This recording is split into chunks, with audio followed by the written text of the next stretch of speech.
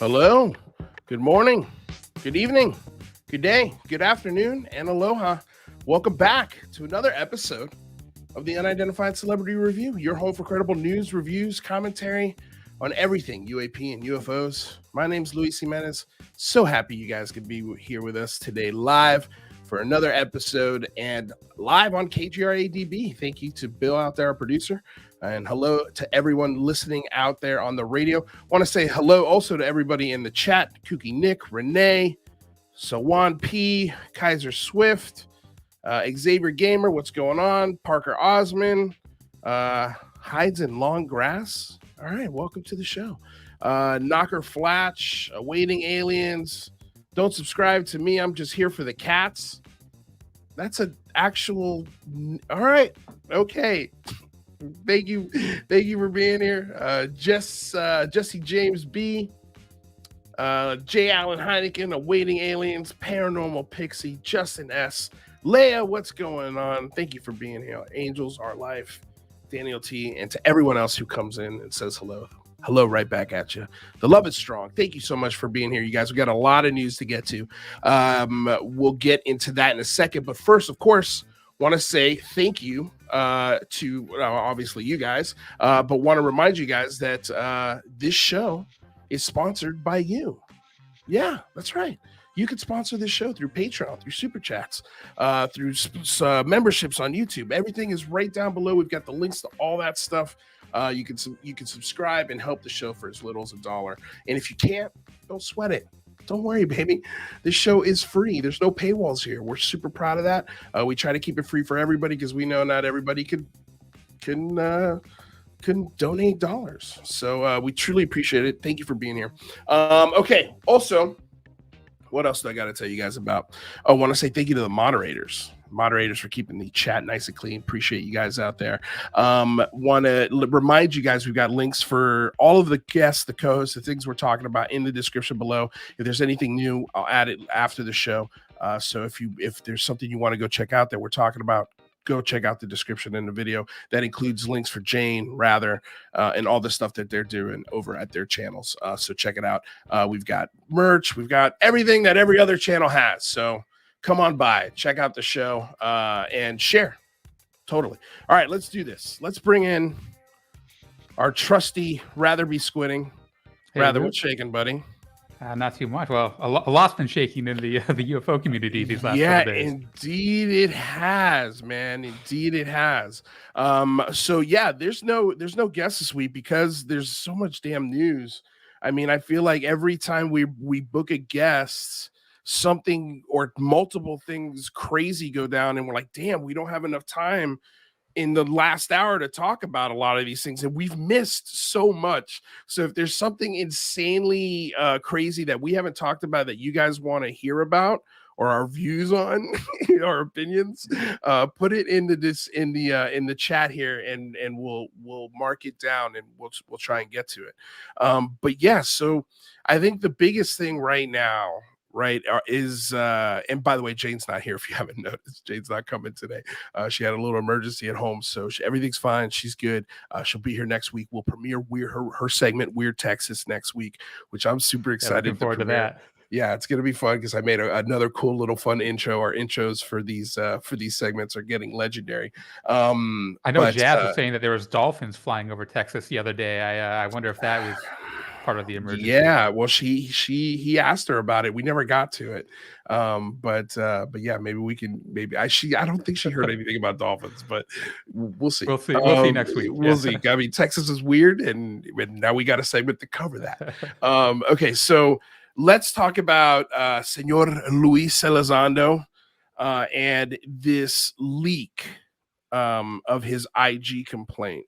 I've got, there's, I believe it was 64 pages, if I'm not mistaken. Is that right, Rather? I guess with all the attachments, that sounds about right. Yeah. Yeah. Let me see here. Yeah, 64 pages. I'll bring it up on the screen. There was a lot to go through. There's a lot in this. A lot of stuff is, articles that a lot of stuff is publicly known.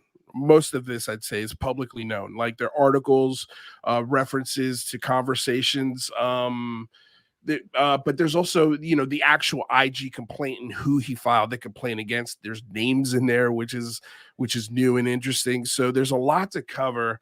I mean, and there's also where to start, but also there seems to be again a rift in the community. Everybody seems like they're split down the middle on this.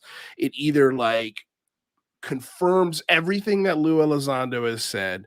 And when I read this, I was like, well, this is the thing that I hang my hat on when it comes to Lue, is that he is publicly, and now definitely we know privately, has been fighting the Pentagon essentially, and raising complaints and things that people are doing, and reasons why he's not submitting the information to certain people because he feels like they would obfuscate it and or just tuck it away somewhere. I see your face. I know we're gonna get into it. Yeah, I'm just saying, like this. I'm saying there's two sides of this, right? So that's the side. Like for it's me, definitely a divisive document. It's a divisive as document. Most things are in this community. Yeah, indeed.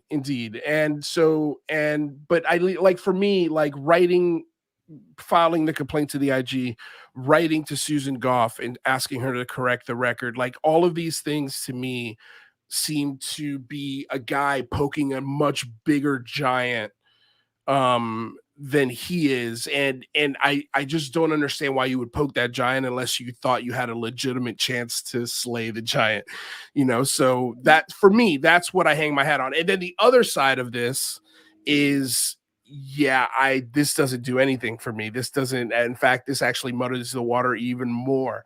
And it makes me dig my heels in more, that I don't believe what Lue Elizondo is saying.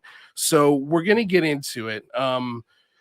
These are the first few pages as far as the IG complaint, the fraud, waste, and abuse complaint form, and he puts his name and why he's and who he's making allegations against, which is Gary Reid, and what their roles are. Susan Goff, he's making a complaint against Neil Tipton.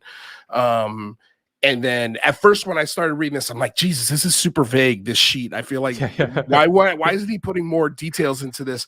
And then we get to the very bottom where there's an actual letter, and the whole story is sort of laid out as to what is the Lue Elizondo experience working at the Pentagon, taking over the ATIP program, OSAP, and his experiences with Gary Reid and the things he was accused of, and the reason, his resignation letter, all of the things that we've had questions to for years seem to be sort of laid out in his version, rather, relax, in his version of the story, so and here's the thing we have to keep in mind. Just because there's an IG complaint doesn't mean what's in the IG complaint is accurate.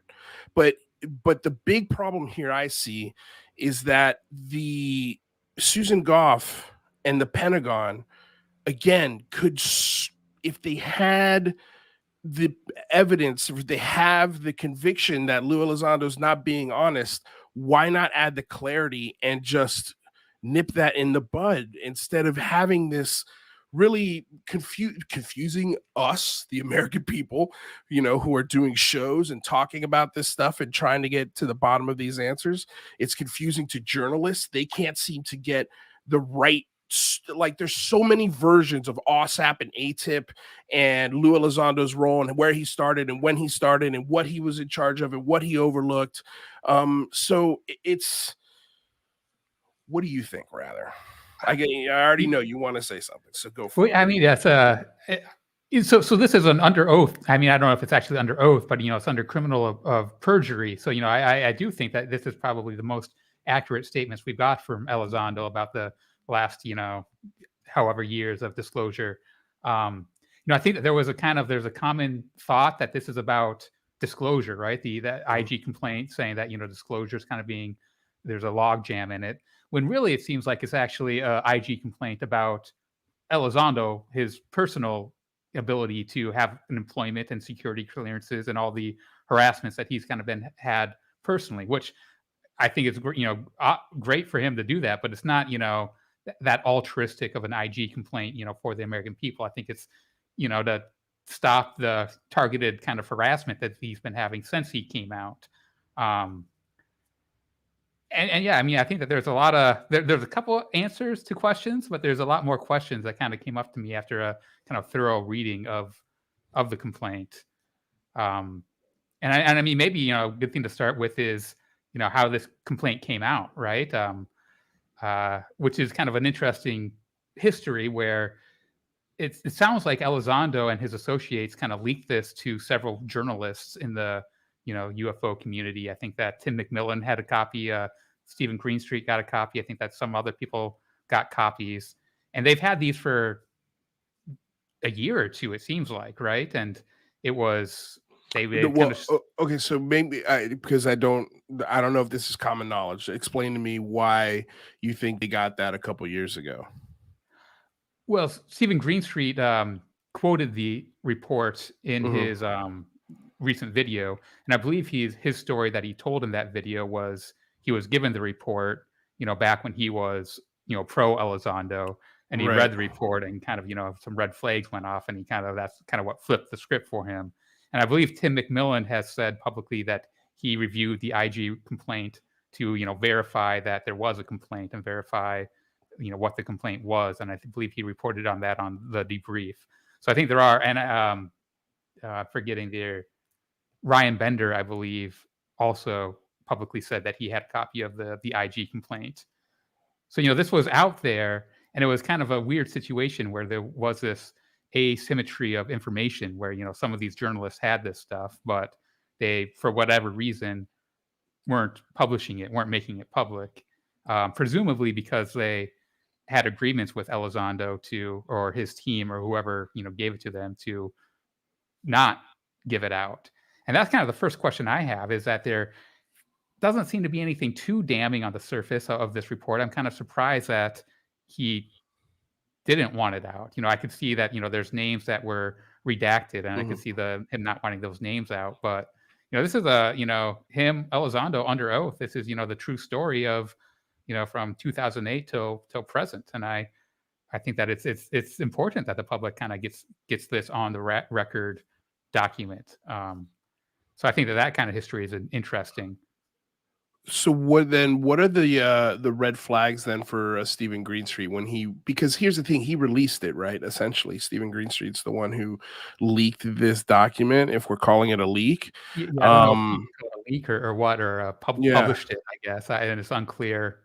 Well, I mean, if he published it, it wasn't with an article, right?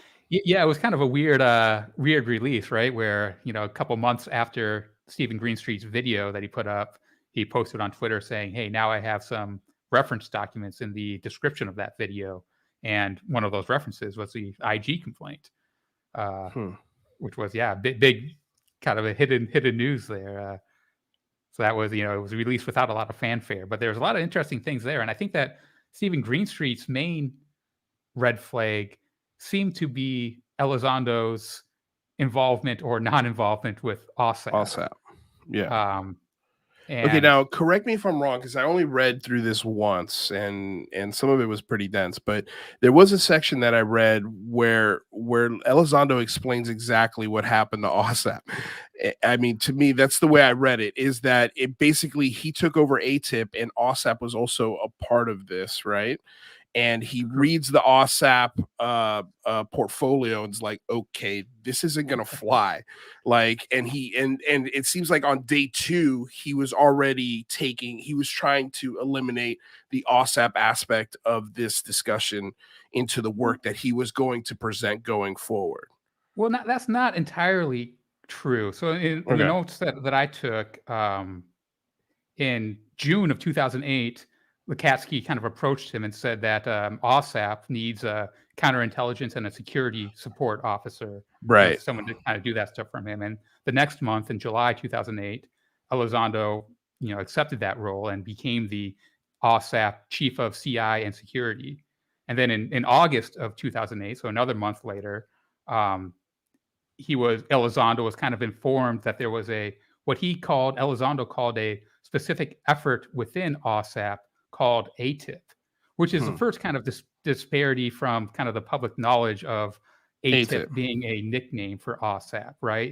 Now But does that also negate kind of what Stephen Greenstreet was saying in his video from a few weeks back about ATIP being a side project of Lue Elizondo, like this little hobby that he was doing? I mean, it gets so confusing, right? Because at this point in 2008, OSAP was officially funded program, and according to this IG complaint, there was kind of a contingent within OSAP that they called ATIP, and the ATIP contingent was really just focused on the military UAP encounters. And then several years later, when the OSAP funding goes away, this kind of ATIP effort continues, led by Elizondo. And at that point, it's less of an official program than OSAP was. And it's kind of still unclear exactly how official program that was and whether it was just kind of a side project of Elizondo and some other people involved. But going back to 2008, so in 2008, he agreed to the role of being the chief of CI and security for OSAP and ATIP. So in September and June, he created the CI and security posture for both OSAP and ATIP, the program within OSAP. So that's, from July to September, I guess, is, him kind of crafting that CI and security posture for OSAP specifically, but also for ATIP. And, it seems like Elizondo's main interest was in this kind of specific ATIP subsection of OSAP. But, he was clearly involved with OSAP for at least a couple months there, and he created the CI and security posture. Right. And that's, I'll share his tweet here, which, is if you can you zoom in on it a little? Yeah, there we go. So he's saying that he had no involvement in OSAP, whatever, which doesn't seem to be true, right? Right. And then later in at the very least, well, hold on a second. Let's not just gloss over it. At the very least, he knows about OSAP, and I think he knows. Exactly. He did the counterintelligence for it, so that way and we were also discussing this behind the scenes yesterday because we were sort of prepping for this discussion. But like the idea of why do you need counterintelligence to protect a program like OSAP or ATIP, and then you're like, oh, wait a second, this could.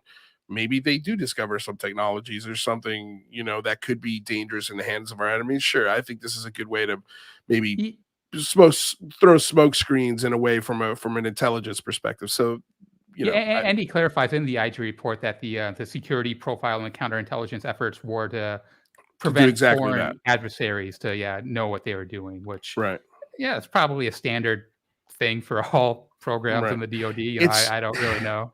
It's also, let's just say the programs are exactly what they describe they are, right? Okay. They're also programs that could be used as just like open smoke screens. Like, hey, we're running this program that finds werewolves and dino beavers and portals and all sorts of weird stuff. Like, we could have found the next hero, the next big technological breakthrough. And they're just, throwing information out there so they could, get people looking down rabbit holes, essentially. Sure. Yeah, but so from 2008 until 2010, it sounds like he was doing the security stuff for them, and then in 2010, he was asked and accepted the role of director of OSAP and ATIP after Lakatsky stepped down, and it sounds like Lakatsky was kind of pressured to resign at that point because he was kind of getting some pushback about the spookier, kind of more paranormal aspects of OSAP, presumably what was going on at Skinwalker Ranch. And so then in May of 2010 till August 2012 is the time frame that he gives for this next section. And that's where Elizondo says that as director, he minimized all the aspects of OSAP because he kind of realized that was spooky stuff that wasn't going to get a lot of traction. And he focused all on the ATIP. Right. So that's, he was first involved in OSAP. And that whole timeline's from what year to what year? So 2010? So 2008 to 2010, he was doing the security and CI stuff for OSAP and ATIP. And then he becomes the director in 2010 and tries to minimize all the OSAP stuff. Right. So that so 2 full really years conflicts with, his public statements saying that, he had no involvement in OSAP at all. Maybe could it just be that he didn't have like control the day-to-day things. If there were day-to-day things within this program, I mean, he's writing the counterintelligence perspective of this. I mean, in security, that's what he's there for. He's not there to run the program. Yeah. And well, until he was the director, in which case he did, take it over and then kind of shut it down. Right. But, yeah. That's what I'm saying. Like, I think, isn't it fair? Like, hey, look, I'm looking at this for 2 years. And I'm thinking to myself, this isn't worth the money they're spending. Because if there's one thing we've learned about Lue is he hates government wasteful spending.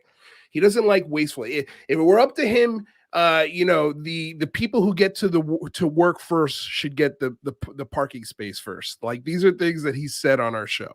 So he could be looking at this, like, as he's doing this counterintelligence work and security work, he's looking at he has access to the other parts of it, and he's going, this is a waste of time. This is a waste of money. And like we've been hearing from Carl, we've heard from Erica Lukes about, certain people during the Bigelow days writing bogus reports and turning them in both to the Pentagon and the Bigelow. And so he's looking at this and he's going, yeah, I can't present werewolves and portals to my superiors. They're gonna, and he's thinking this for 2 years. And then the second he gets the keys to the car, he's like, okay, we're shutting this down immediately. That's like his first action. So couldn't it be that? I think it is that, right? And later on in the report, he says that, he kind of viewed his role as tangential to the OSAP role. Right. So kind of my reading of it is that, when he says OSAP in that tweet, he's really means that, he wasn't boots on the ground at Skinwalker kind of thing. Right. And it makes sense that he'd want to minimize his involvement with OSAP because it does kind of cast a shadow on ATIP. I think it does. But it is inaccurate. I'm not personally. Is it inaccurate? Is it deceitful? Well, because that's at the core. This is what we're talking about here, right? Because this is the thing that people are hanging out. Oh, he's a liar. He's a liar. And he says in this tweet again. So it has been brought to my attention that despite my constant assertion in the media about my non-involvement with OSAP, some are under the false impression that I was part of it. For the record, again and again, I was not part of OSAP. So I think just based off of the scenario that I just laid out, I think here's the thing. Here's the thing about these military guys, okay? They're very specific with their words. And this is not, to me, when I read this, I go, okay, I don't find this to be a lie. Like, is this deceitful? Is he trying to deceive people by saying he doesn't have involvement with this? Or is he really saying, hey, I kind of saw this shit go down for 2 years. It was dumb. It was a waste of money. And I want to be separated as far as possible for a minute. And when I was put in charge, I cut it. Very first thing, mission 1, cut OSAP. Don't even bring it up in the discussion. So I don't know, man. Like, and we're gonna have, like, because we had Jane had to bail out on us. I reached out to a few folks, and Matthew was one of them that I reached out to. So we're also gonna bring him in here in a minute or two and get his opinion and his viewpoint on this, because I'm sure he's been listening. But I mean, this is at the core of what we're dealing with here, what Lue Elizondo is dealing with, and the perspectives that people have on these words, these tweets, and so yeah. So what do you think about that? I mean, I think it's definitely not true. I think this is definitely, it's deceitful. It really doesn't bother me that much. The distinction between ASIP and OSAP never really mattered that much to me. But I think that it is deceitful. And I think that when you are Lue Elizondo and you post on your Twitter profile that, I will never lie, I will never be deceitful, he holds himself to a higher standard. And I don't think he meets it. But here's the thing. I don't think it's that damning, but I think it's not true. I don't know, man. It's like, for me, and let's bring in Matthew. Let's just go ahead and bring him in. Matthew, what's shaking, buddy? Welcome to the conversation. Let's check your audio. How's your audio? How we doing? Is it going? Yeah, it's a little robotic-y because I asked you last second. You don't have a microphone, so it's fine. Okay, so what do you? I think I already know your answer on this. But what do you think about this? Because, like, to me, technically speaking, oh man, I feel like you're splitting hairs here. And I think if you took this to court, I think he would win because technically speaking, he's not part of the day-to-day. He's Technically writing speaking, he rules. was director for at least 24 hours, according to Sean Cahill. 24 hours doesn't I mean, say that I was minimally involved and I, shut it down as soon as I could. Because that I would think be if truthful. you say I was minimally involved, then all of a sudden the werewolves and dino beavers thing is attached to you, even if you're only involved for 24 hours. He doesn't care. But that's the truth. I don't think people care about truth like that. I think they'd be nitpicking just as much as you are on the other side of it. If I'm being honest. And I agree. It ultimately, I don't think it has that much relevance to what's going on today. But it's, I don't know. I find it an interesting little tidbit. What do you think, Matthew? Well, I think the relevance sits in whether this person that's held himself to the "I don't lie," I can be held accountable to anything, et cetera, et cetera. It is splitting hairs. I'm not sure that it matters so much, but I want to know why it matters so much to him. Why is this one of the lies he's willing to put out there and get caught on multiple times, and also say several different things? I was head of it for 24 hours. I had nothing to do with it. And now could it be it's just as simple as like it's just embarrassing? I mean, he said some pretty embarrassing stuff, so I'm not sure that this would be any more embarrassing. Dino Beavers is much more embarrassing than, being psychic, to be honest with you. Hey, do me a favor real quick before we continue with you. If you could go to the audio settings and just lower your audio a little bit. I feel like it's probably much louder than ours. I mean, dude, I don't think this for me, okay, and I don't want to speak for you guys, but for me, this is not something I look at and I go, aha, he's a liar. Everything he said from here on out is deceitful. Or, for me, it's not like that kind of gotcha moment that I think some other people might do with this information. I agree. And to me, that's not fair. Like it's just not fair. Like, I look, if I'm also trying to put myself in his shoes. Like, all right, dude, my first 24 hours, what do I do? What do I do as the director of ATIP? Okay, first thing, I'm going to get rid of OSAP because it sounds batshit crazy. It sounds crazy. And so I'm going to get rid of this. And that's what he does. Mission, first thing. And so it's not clear in the IG report that it was the first thing. For him, the section on him minimizing ATIP, it's a 2-year time span where everything else is month by month. He gives May 2010 to August 2012 as a time frame which he minimized the OSAP influence on the ATIP program. So it's not clear that it was just 24 hours. Is it even clear that Lekatsky handed him this program to do this? Has that ever been stated by Lekatsky? I mean, we do have comments from Lekatsky. Does he say, I hereby bequeath this program onto Lue Elizondo? I don't think we even have those answers past Lue's own statements. Yeah, that's fair. I take Lue as word for that part, but I pretty much take everything that is in this IG complaint for face value. I feel like he. So then should this IG complaint be sort of the Rosetta Stone of the OSAP ATIP story? Like, is this the final sort of final edition of this confused? Because for me, if this is under oath, this is probably the most official language that we've ever had in writing or verbally as far as what OSAP and what ATIP was. Like, this is it right here under oath. So I mean, is this the thing that now we refer to? Okay, he was around OSAP for 2 years, and then when he took over, he kind of nixed it. Is that the story we're going with now? Until he changes the story again. I mean, or until someone else changes the story again. You know what I mean? But do you think? I think if he testified in Congress, he would say exactly what was in this IG report. Well, this I think opens the door, a clear path for him to go to Congress. And that's the other thing, is he's begging to go testify.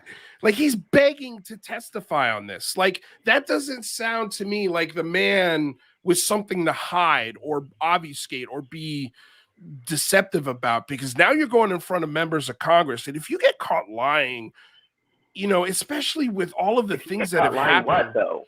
But If you get caught lying what?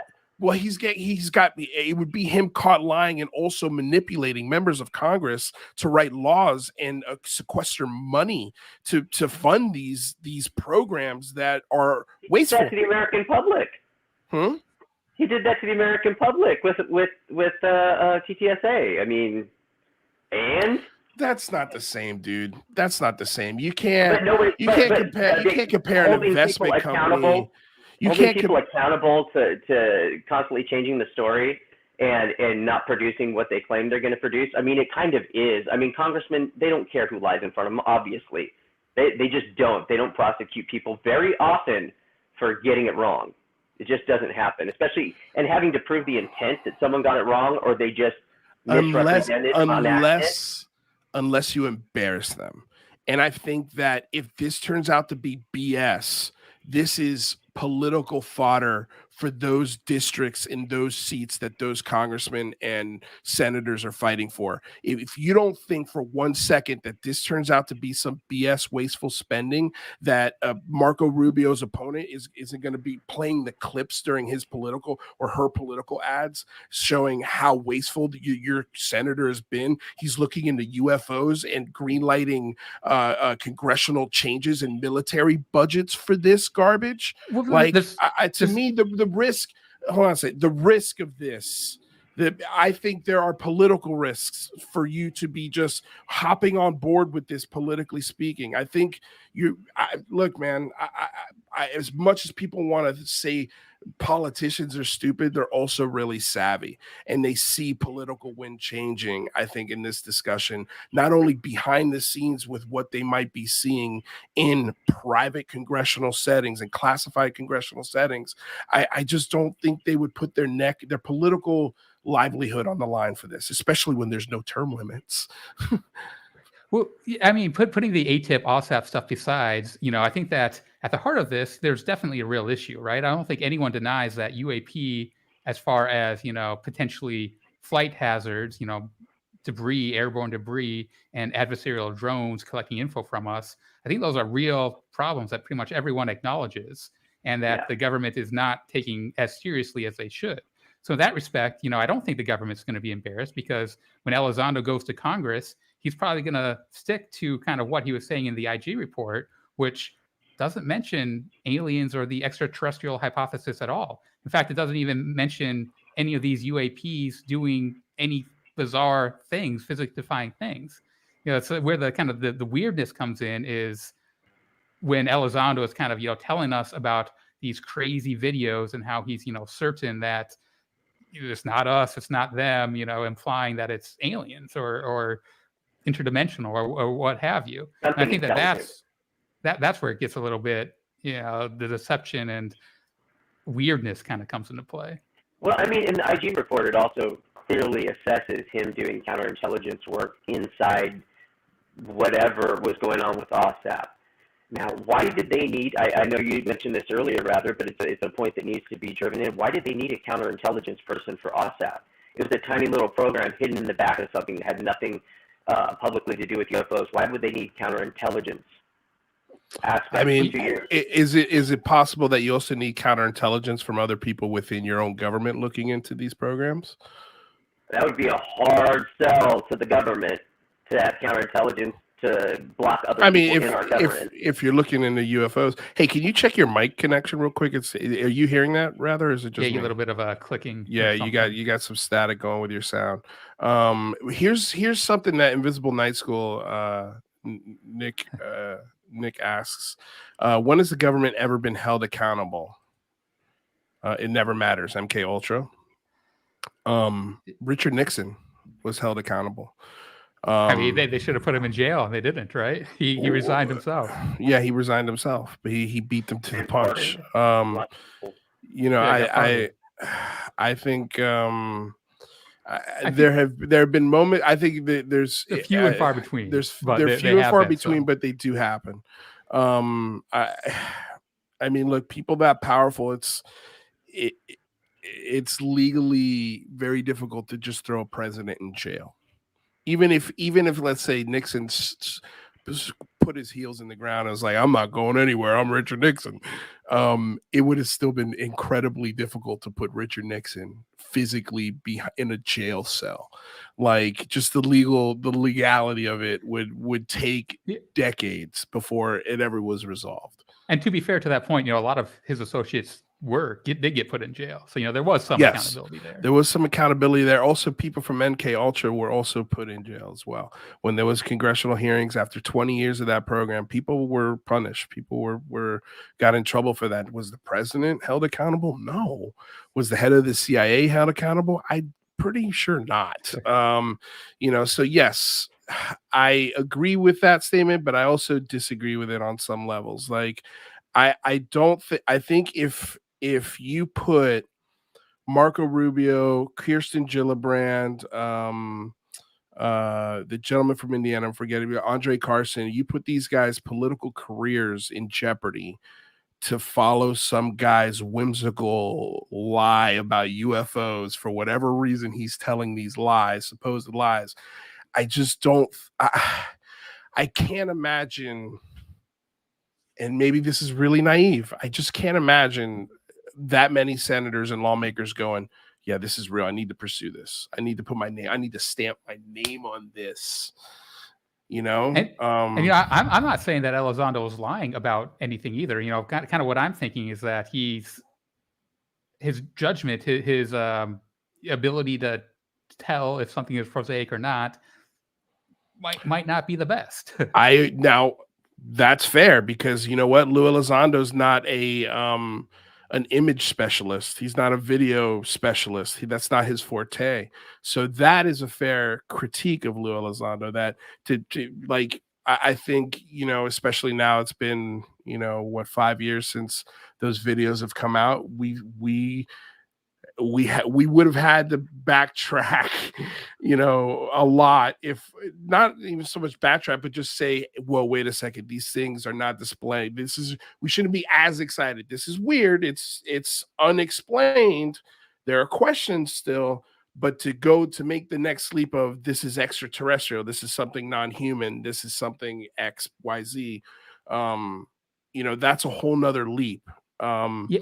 And they mentioned those videos in the IG report. Elizondo does, and he says that he declassified them because in 2017 or 2016 it might have been, he wanted more analysis on them. He wanted to open them up for other viewpoints. So that kind of implies that they didn't necessarily think that they were ETH, or they didn't figure it out, right? Maybe, but here's also another thing that we have to consider. And this is something Ryan Graves said, that there's, I believe, an additional 40 seconds to that clip. I think he said 4 minutes. 4 minutes. 4 minutes. Okay, so if there's 4 more minutes of that clip that the American people haven't seen, why haven't we seen it? It's a public video. We know it exists, so let's see it and let the American people decide on whether or not this is something that should be pursuable. But if I had to take a guess, I would guess that Lue Elizondo's probably seen the full 4-minute, 30-second version of the gimbal, and maybe so of the pilots, and maybe that's why they're fighting so hard and they're so rolling of the eyes and kind of dismissive of Mick West's analysis, because it has been put through the Pentagon. It has been put, I think people outside of Lue Elizondo have looked at these things and have also been perplexed. Now, does that mean they're right? Does that mean it's extraterrestrial? No, but I don't think that these videos are just one guy going, oh man, I could totally use these to sell the UFO thing, or these are totally UFOs. I think I would assume he probably talked to a few people. I'm just guessing here. I'm playing devil's advocate because I know it's like 2 against 1 today right now. So, but I'm just trying to put a little bit of perspective on it, if that makes sense. Matthew, how's your sound? Is it okay? Sounds good. Sounds okay. Yeah. What do you got? What do you want to add? One of the other things that I was thinking about when I was reading the IG complaint, and granted, I need to go to that thing like 8 or 9 times because it's very beefy. Right. Was at the beginning, and this is again another nitpicking thing, I think, that doesn't really change much, but the whistleblower action at the beginning, declaring himself a whistleblower at the beginning of it while constantly telling us he's not a whistleblower, is again incongruent with everything. Has he said he's not a whistleblower, or has he said many times? Has he? Yeah. That's I believe you. No, I believe you. I was. What are people calling Edward Snowden? There's another label. It's not whistleblower. What is it? Traitor. Traitor. They say Traitor. Yeah, that's true. I mean, I did have a conversation about Edward Snowden with Lue Elizondo. It was very interesting. His sort of thoughts on Edward Snowden, and his whole beef with it was he did consider him a traitor. And the reason why was he said it's not the action of trying to get that information out, because I agree, like that information, I think people should know about, the United States spying on their own citizens through cell phones and cameras and computers, and probably listening to this conversation and God knows how many other conversations. But the idea that, like, look, you could have gone a billion different places with that little drive other than to the press. You could have gone to your senator, you could have gone to your congressman, you could have gone to the Pentagon. There's a billion different places you could have gone to try and release this information the right way. And then if you run into roadblocks there, then maybe think about taking it to the press. But the fact that he went straight to the press, I think, is what pisses off people that are in the intelligence community. That's their perspective of it. For me as a citizen, I mean, like, to me, it was very clear that Edward Snowden was terrified of taking it to anybody within the system, because he knew that everybody was being tracked and listened to. Everybody. That includes, members of Congress and God knows how deep that program goes. They could be listening to the president for all we know. Probably were. So I can understand why that would freak you out to take it internally. For me, I'm just like, I don't think he should be prosecuted for trying to do the right thing. That's my opinion. Like, to let the American people know that that's happening, to me, is a heroic act. It's something that he's given up his American livelihood. He had to move to Russia, of all places, to have a monicum of life.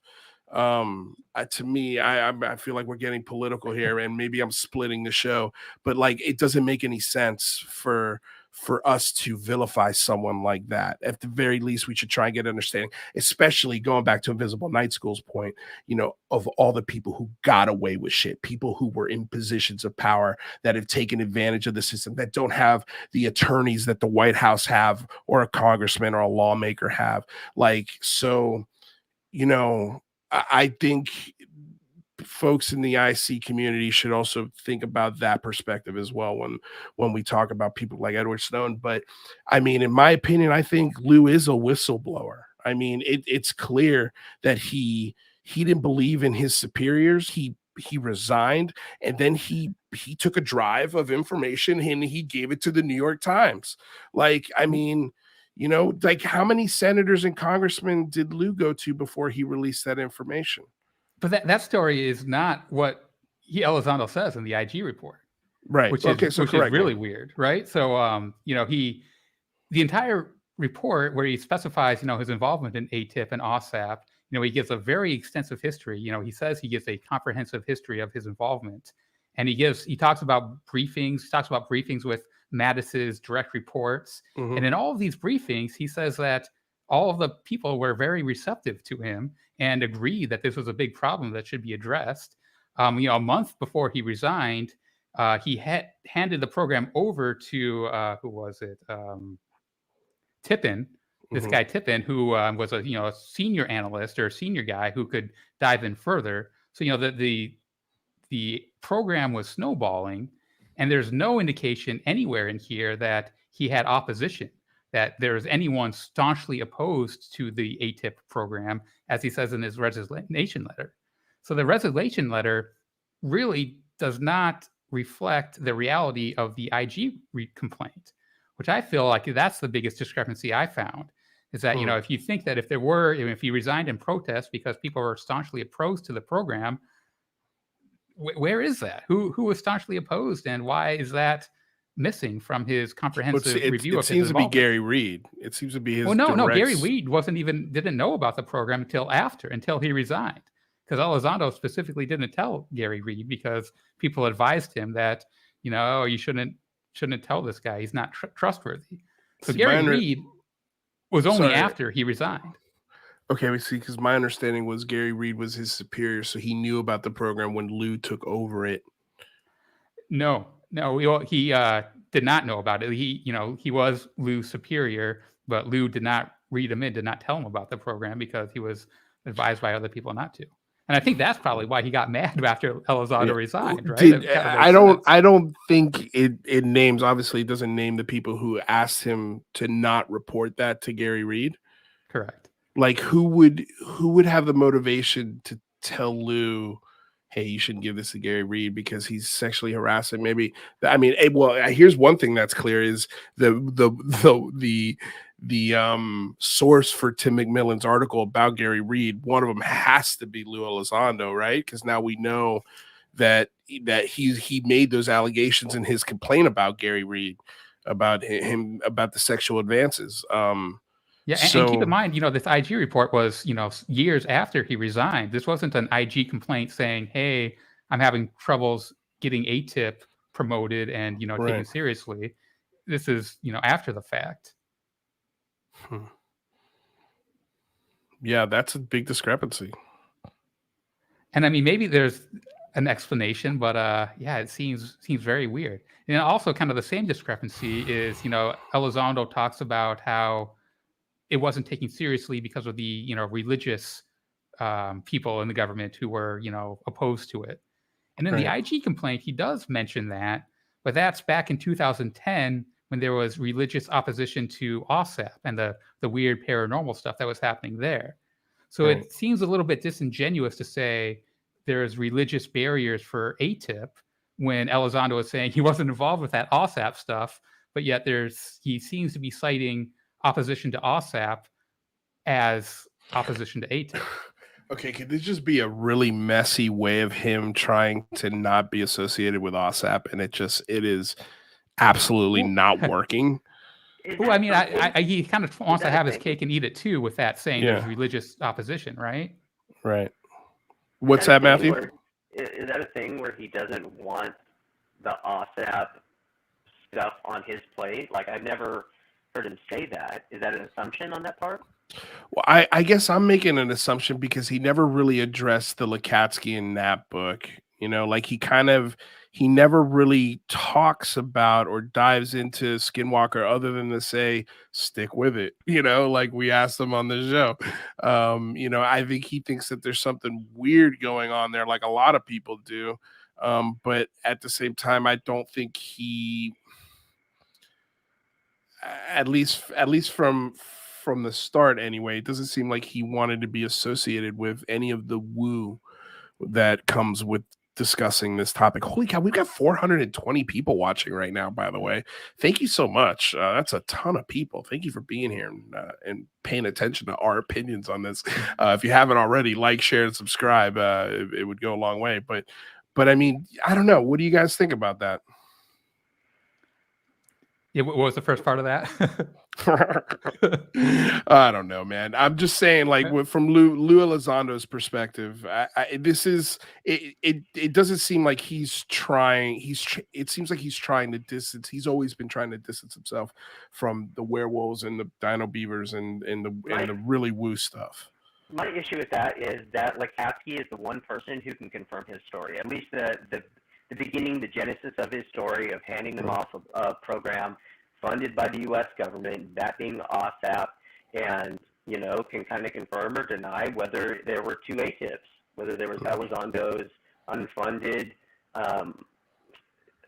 little side project versus the funded government Harry Reid ATIP, Hey, Matthew, real quick, do you have wired headphones? I'm on an iPhone. I can switch over to computer though. Yeah, that'd be great because it's crackly for some reason. Okay. Right. All right. Well, hopefully we'll get his audio fixed. But I mean, he makes a good point. What do you think, rather?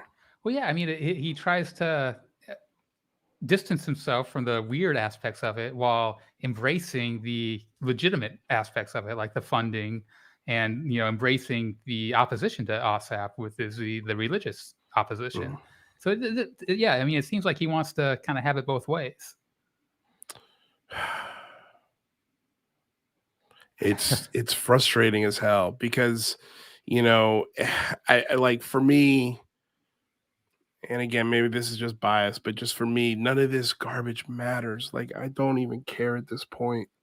I'm so sick of OSAP ATIP, and maybe that's the whole point. Maybe that's the design of this confusion, is to get people to go, I'm just, forget about it. Like, just even get people that are into the topic to go, you know what? I'm waving the white flag. I'm out. Like, because you keep going back and forth on the facts of what these programs were. It's so damn confusing that not even the best journalists on the planet can get it right.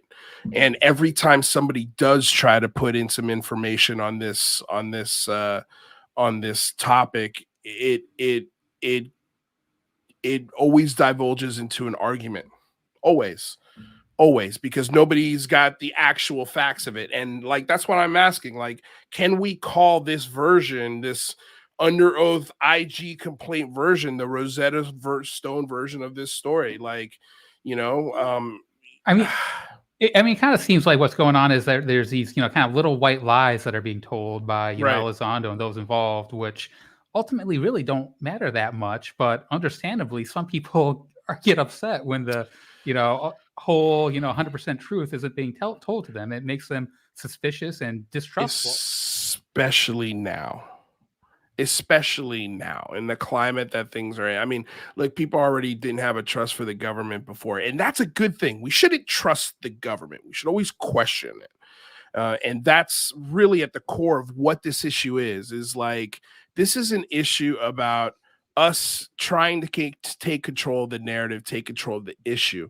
And I think one of the best ways we can do that as citizens is especially to ask to strengthen the FOIA process. Like, this is a perfect time, not just for UFOs, but to strengthen the FOIA process, so all topics can be really dived into and looked at by journalists and requested, and getting more clarity on all sorts of discussions this country's having right now. That's a good thing for everything, not just UFOs. What do you got? Speaking of FOIA, I think that hopefully the big thing that comes out about this IG complaint being leaked is there's a lot of juicy tidbits in here about evidence that ATIP collected that hopefully are going to be FOIA-able, right? There's 2 videos that they are, Elizondo mentioned specifically in this IG report. This 20-minute video, right? Where they're stored on this that's Y right. project share drive. That's and right. I guess the question: Do you think that Y project is a play on X Files? So it kind of seems that way to me, which is kind of cool. Yeah, I mean, that sounds like humor. Yeah. Like, and I think with this topic, I think they would probably inject some of that into naming files, just to keep it fun for themselves. But the real question is it FOIA-able? Yeah. That's the real fingers question. Crossed, John Greenwald. Fingers crossed on that one. But here's the thing, right? And part of this sort of the thing I found fascinating again was just sort of the rehashing of some of the history of this whole timeline, and the idea that Susan Goff is telling people, hey, if you get questions about this, I want to know about it, because we have responses for you to these questions, and we also want to be careful with what people can FOIA. Like, that was a concern of Susan Goff. So to me, I think if that's a tool they're scared of, that's something as a community we should laser focus on and try and improve. Drop of blood in the water. Yeah, exactly. Like, if they don't like the FOIA process, then let's ask to make the FOIA process better. And that's why we're having John Greenwald write our template letter, so you guys can copy and paste it and send the exact same message to Congress in August when we have the Big Phone Home 3, which, by the way, I'm starting to plan. So I'll have a final date for you guys here in the next week or two. But it's happening in August, and this is what we're going to be focusing on, is stuff like the FOIA process, things that we can ask for that don't have the word UFO or UAP in it. but still not only help our cause, but help other causes outside of this. I think that is the secret sauce to maybe getting this mainstream is, hey, these UFO guys are asking for UFO stuff, but they're also asking for stuff that would help other conversations, other parts of people's curiosities. So I think that's sort of the game plan for this year's Big Phone Home. And of course, we want more hearings. Like that would be awesome, right? Do you think Lue Elizondo is going to testify? Yeah. I'd give it 60% odds. It seems like it'll happen this year. Gosh, there's these rumors that we have another congressional hearing is imminent, has been, going around for weeks. Yeah. Historically, those types of rumors have been true. So, Right. I'm hopeful that we will. I haven't checked in with our DC. We have an official DC insider, by the way, and pretty close to these congressional hearings, and they always give us some good nuggets. I haven't talked to him in a few weeks, but we'll look into it. I think it's something to ask, because if there's any grumblings, he's definitely heard about it. What do you think? Do you think it would be a good thing or a bad thing for Lue Elizondo to testify before Congress? Do you think that would add to the discussion we're having, or would you be sort of afraid of what might be thrown on the table there? I mean, just for my own entertainment, I would I'd say yes. I'd love it. Like, I want to see him testify. I'd be really interested in what he has to say. Yeah. And I think it would be a good thing. Like, I don't think that he would say the provocative stuff that he says in podcasts in congressional testimony. I think that he would probably be saying his history and about these videos and near air collisions and stuff like that. The kind of the stuff that we could all kind of rally around. Yeah. And so yeah, I think that it would be beneficial. Yeah, I think I would love to see him. I think we'd get a lot of the same sort of soliloquies that we get on podcasts, sort of like what we're thinking about, what we're talking about, sort of the existential question we're asking here, right? Like, like think of us as explorers on ships encountering whales for the first time, like that analogy that he uses. I think we would get things like that in a congressional hearing. I don't know. I bet you $1 million he would encourage a classified setting to divulge even more sort of secrets, I guess, or more classified sort of information. But I would expect at least one or two things, especially in this IG complaint. I would hope to hear about this 20-minute video. I would hope that he would ask these congressional members, hey, there's another 4 minutes to the gimbal video. I think that would, if we could just get that would add so much clarity to the discussion on whether or not these things are extraordinary, right? The 0.001, the diamond in the rough. Because what we have now doesn't totally prove that. Doesn't it doesn't say it's fake or it's bull or it's explainable, but it doesn't totally prove that it's unexplainable, because we've at least the people in this community have the standard of these 5 observables, right? Like, we want to see the hypersonic acceleration, we want to see the transmedium travel, the ability to go from ocean to atmosphere to space, we want to see the 90-degree turns, we want to see the acceleration with no sonic booms. Like, we want to see these things in the videos that we're being presented, but we're not getting that. We're just not.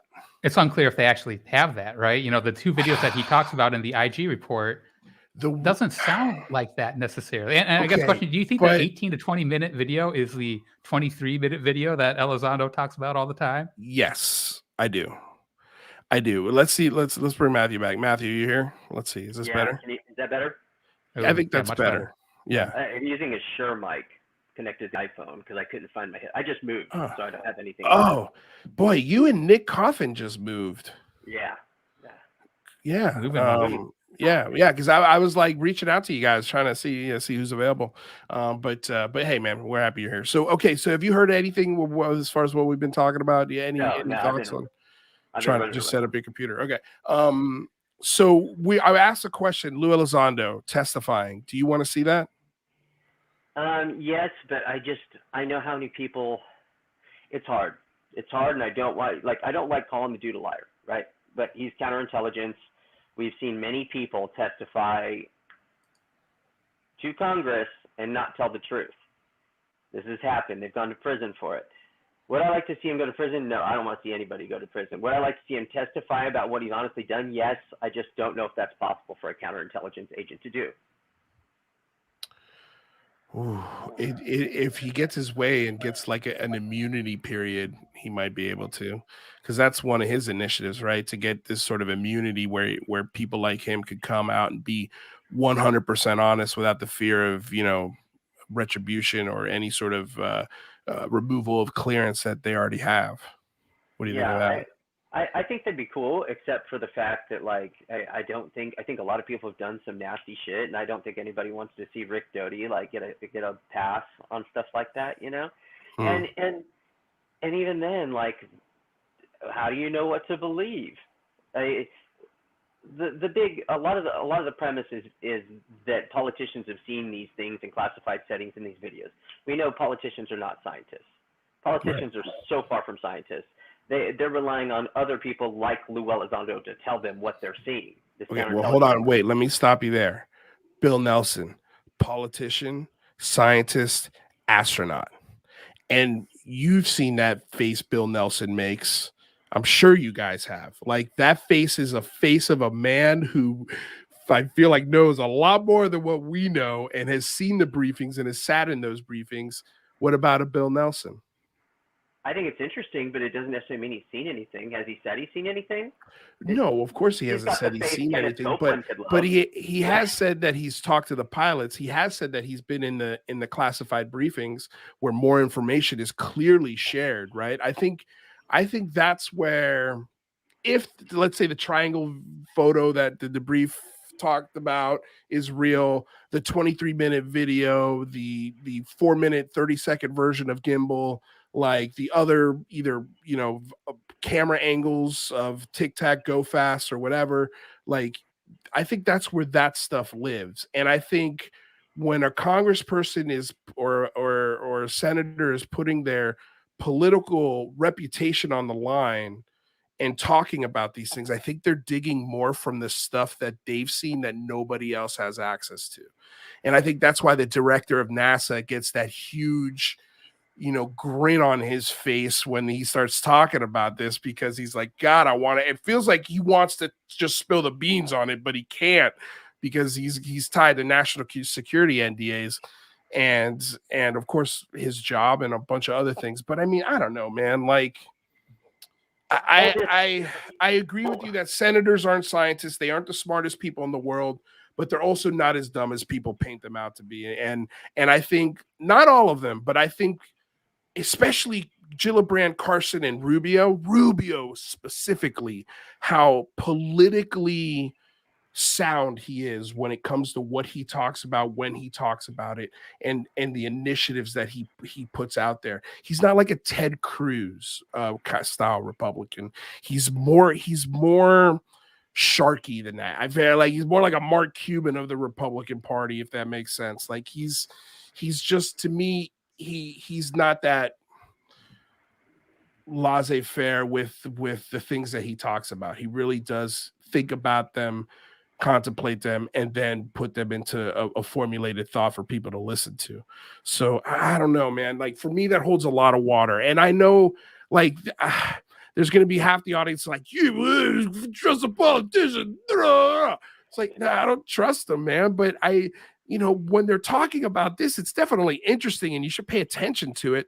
And I think the people who are talking about it matter. Like, I think compared to, and I might get in trouble with this one, but no offense to Tim Burchett. Like, he's been on the show and he's a really lovely human to talk to. And I think I'd love to just go and have a Southern dinner at his home one day.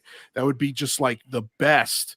But there are views of Tim Burchett that I think are terrible, like terrible social views. And I want to like him, and I want to, prop up his anytime he talks about UFOs because he's got the most gumption about it.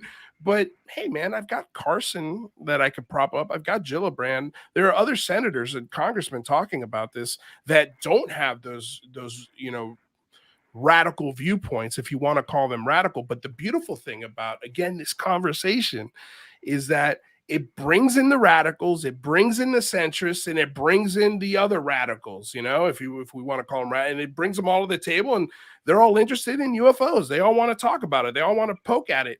And I think that is, dude, that's the beauty of the topic.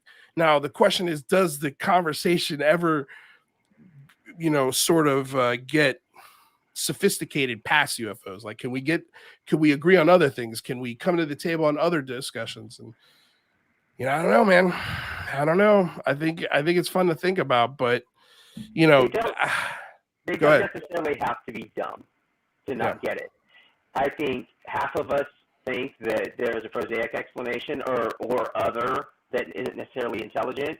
And I think half the people think that what they are seeing, these videos from Lue, display all the 5, observables. And we are looking at the same thing 1,000 different ways.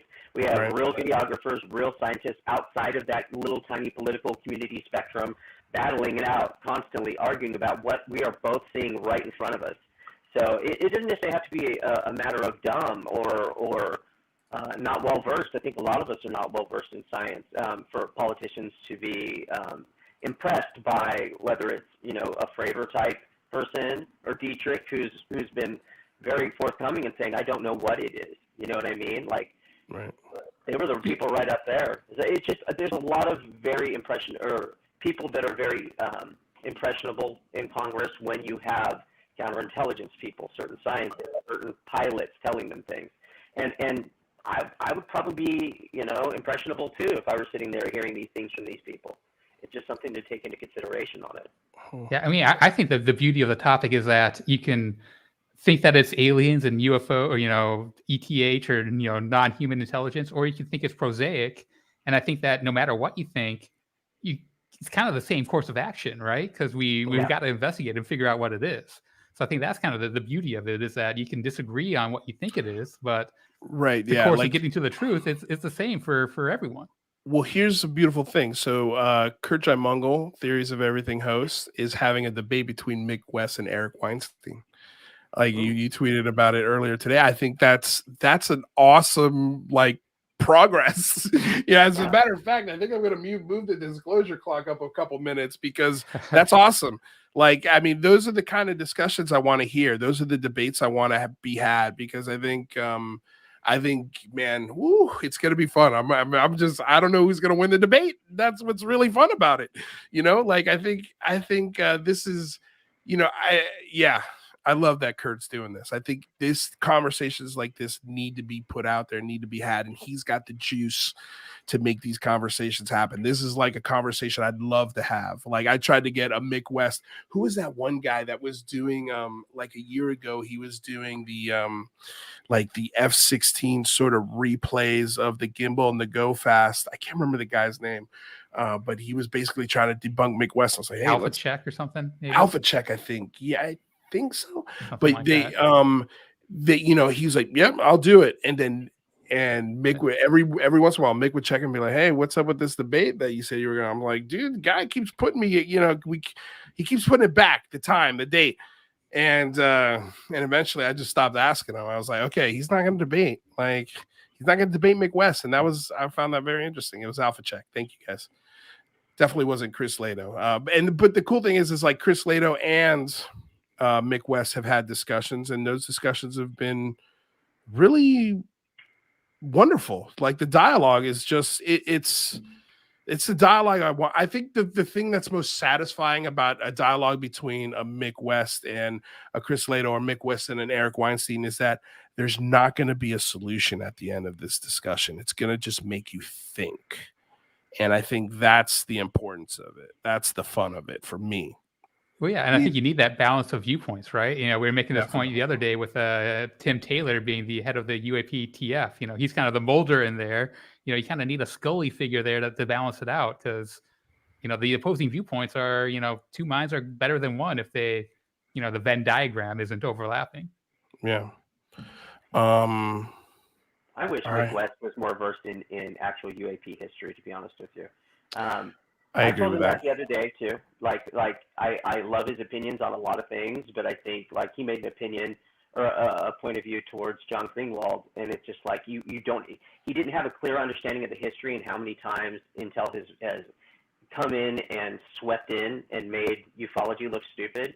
He doesn't have a clear history of all that stuff because he doesn't study the history. He studies the videos, and that's just one aspect I wish Mick would clean up on, because I think he would be a very strong force to be reckoned with in UFO history too. I mean, yeah, he's a strong force already to be reckoned with, but I think you're right. I think he doesn't have a respect for the totality of it. Yeah. Which includes the history. And I think the closest that we've gotten to him really understanding that, and I will always point out this conversation when he had Alex Dietrich on, and they had a debate, if we want to call it that, was more of a discussion, but just sort of her calmness and her like, okay, all right, you're going to tell me, you are going to tell me what I saw? Yeah. Okay. Were you there? No. Okay. Who was there? I was there. Like very simple, very calm, sort of just really,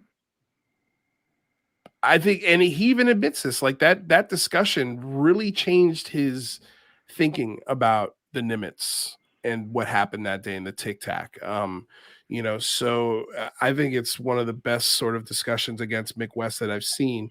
If you're pro UFO, if you believe that the phenomenon is real, Alex Dietrich, I think, comes out shining in that discussion.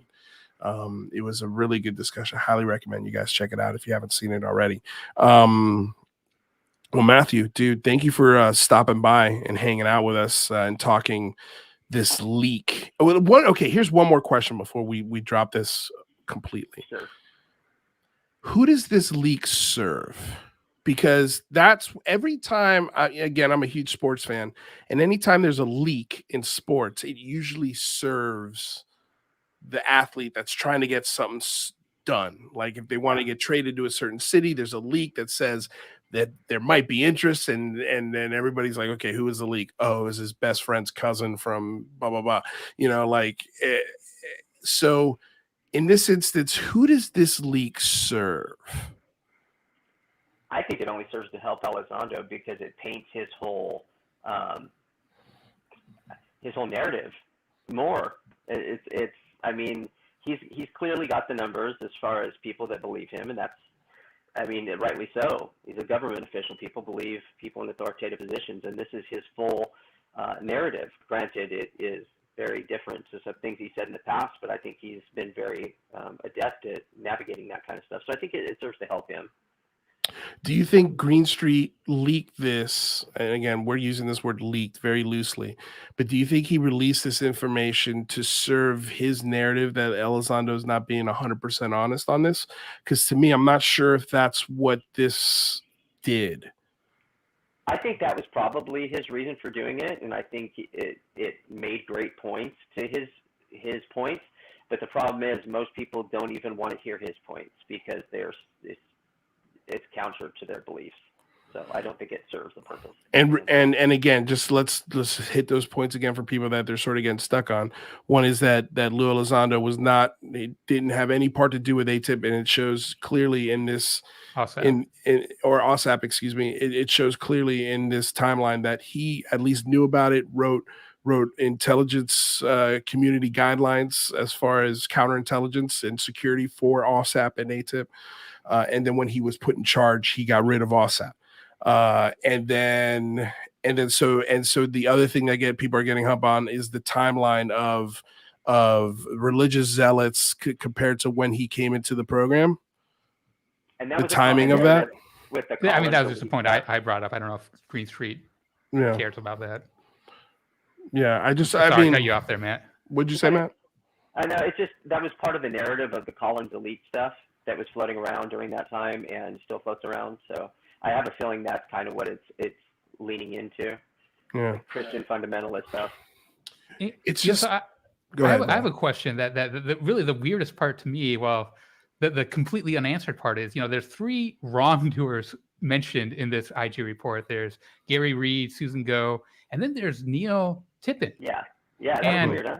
you read the entire complaint, and Neil Tippett just seems like he was on board supporting Elizondo, supporting ATIP. Yeah. He actually took the program over from ATIP at the end, and he's not mentioned anywhere in like the after resigning section of the complaint. So yeah, I mean, if anyone knows in the chat or either of you, why the hell was he listed as a wrongdoer in this You complaint? got me. Remember I when find it. we've asked this question before, and the question was, is this IG complaint over an office tiff, an office argument? Like, is this as simple as Neil, Gary, and Susan were like, we got to get him out of here. We're like, we got to take over the narrative. We got to do whatever. And they made a move to take over the program. And he's like, no, you're not. You're not going to take over the program. I've done all this legwork. I've put my name on the line, blah, blah, blah, whatever his reasons were. And then that's when he filed his complaint. I mean, could it be as simple as that? That's an interesting take, but it doesn't say that in the complaint.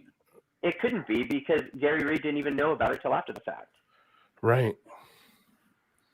So it just which is that. That's really the thing that I think Stephen Greenstreet would probably say is sort of the big contradiction here, is that, we were told that this UAP data was not moved up the chain of command because of the fear that the next guy up would obfuscate or dismiss the data and not pass it along to the people that need to see it.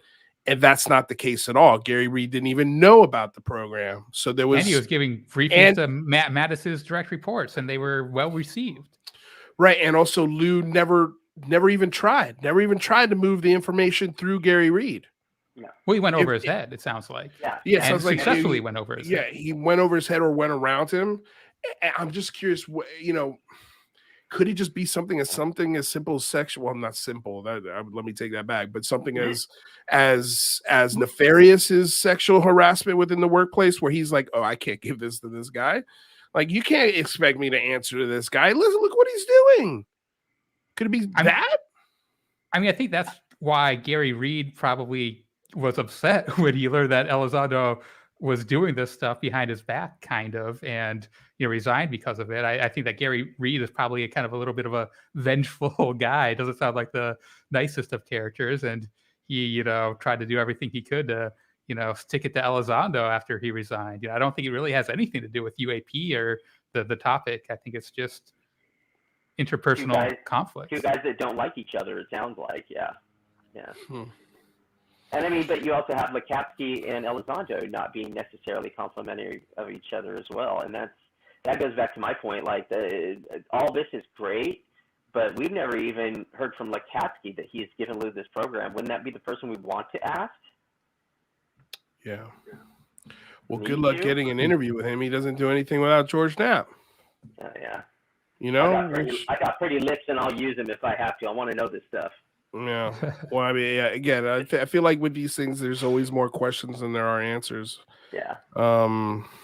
But yeah, anyway, Matthew, thank you so much for hanging out with us, man, talking and giving us your viewpoint. I always appreciate debating with you. Yeah. Thanks, Matthew. All right, we'll see you soon. Yeah. Man, confusing. It's just confusing. Yeah. Muddier waters. Here we are. One question answered, 5 more asked. And good luck finding a channel that's going to give you the right answer.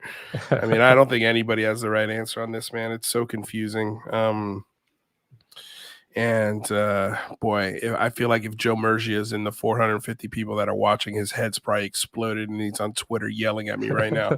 All right. What do you want to talk about next? Rather, should we discuss a little bit about we could talk about Travis Taylor. We got some new folks in the audience that probably weren't here for yesterday's show. But Travis Taylor also was named the chief head scientist of the UAPTF. Is that correct? Was that the proper? He was from I think 2019 or thereabouts until fairly recently. I don't believe he is the chief scientist anymore, but he was involved with writing that original preliminary UAP task force report. So the ODNI report, essentially, he helped write it.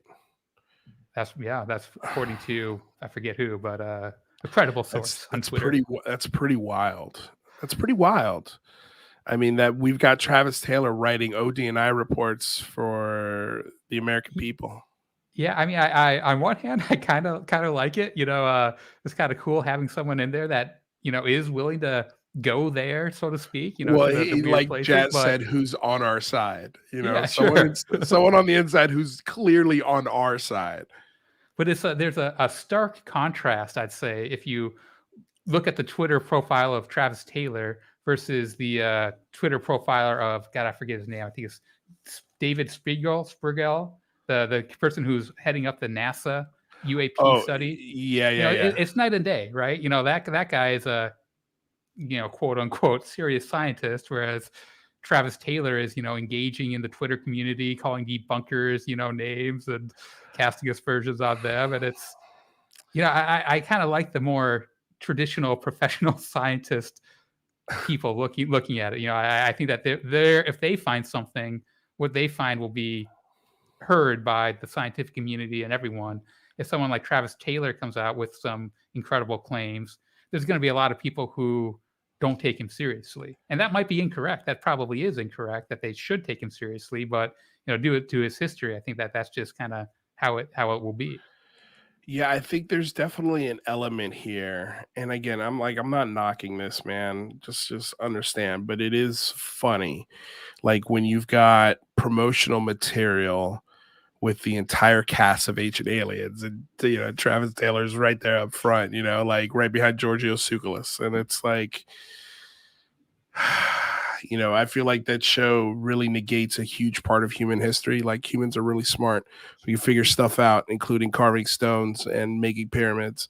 And it doesn't all have to be aliens or visitors from other planets. And it's like, Can you imagine what you could get done if you didn't have modern technology in your face all day? Oh, for sure. But I mean, I loved Chariots of the Gods. And I think there are some aspects of these monolithic structures that are really unexplainable, that are even with modern technology would be difficult, if not impossible, to replicate.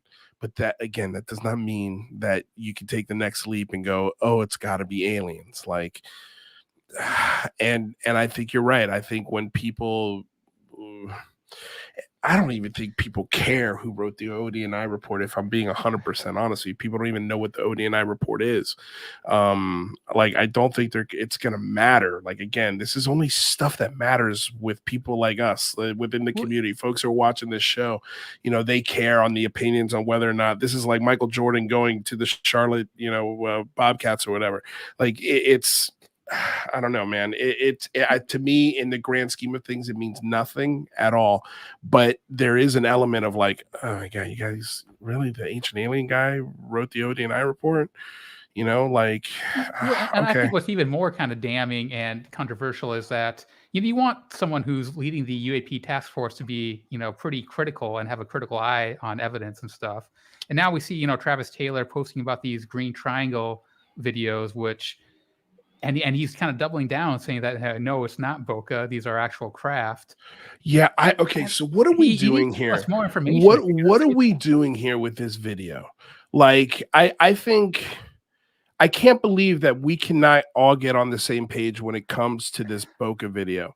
I really can't. Like at this point, I mean, I know it's not 1,000,000% solved with the final nail in the coffin, but I think we could say with 99% certainty that what we're seeing there are not pyramid-shaped craft.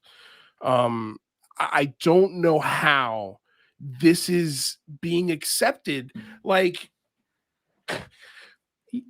we're yelling at the top of our lungs about whether Lue Elizondo was not part of ATIP, but we're kind of letting this pyramid thing pass with almost zero resistance to it whatsoever. And it's being passed by Travis Taylor. It's being passed by Jeremy Corbell and George Knapp. And they're mocking people for even challenging it. Well, I mean, he's essentially calling Moultrie the Undersecretary of Defense, or I don't know what he is, but the guy in the hearing, a liar, saying that he's promoting or an fake idiot. news. Like the Pentagon, like they just said it in the hearings that these are drones. They're drones. what are we doing with these pyramids? And why are we not all standing and going, stop that, stop spreading that as this significant thing? Yeah. The work that Dave Beatty and John Greenwald have done on this, and Stephen Greenstreet have done on this pyramids, and Mick West, all point to drones, all of it. The government said it was drones. The government said it was drones. There's a huge reluctance to admit that you're wrong on something, which I think is a huge mistake to their position, because admitting you're wrong, it doesn't show weakness. I think it shows strength. Exactly. It shows that that we can rely on you, to that you're not going to take a video of birds flying and trying to pass it off as something extraordinary. Like, why are people calling these pyramids out as much as they were calling out the birds in Anthony's video? Yeah, I think the answer is that they have been calling it out, but no matter how much they call it out, they keep on coming back. They do not go as hard on Knapp and Corbell and Travis Taylor as hard as they went on NYUAP in his videos that he's put out. And he's even come out with the prefaces like, hey, I don't know what these things are, but these are the things that I'm getting, and I'm passing them on to you. And then the internet did its thing and called him a liar and eviscerated him to a point where he's just like, I quit, I'm out. And here we are. We've been pushing these pyramid videos since last year as if they're real. And we've had a congressional hearing pointing out they're not. We've had people recreate it very easily. The reports that are coming out of the Navy are telling us it was a drone swarm. We're not clear on what they were doing there, now it even seems that some of these triangles are actually stars. Which I don't mean to laugh at, because it is easy to mistake things as stars. But I think when you analyze it and you have the evidence there, you gotta admit it. You have to go where the evidence takes you, and if it goes against your belief system, then that's a good thing.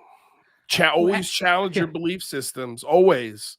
And how does it even challenge a belief system? Because if they're not aliens, that doesn't mean that their aliens don't exist and UFOs doesn't exist. It just means that specific example wasn't what you thought it was. I just think this community has just been fraught with people who bring out information.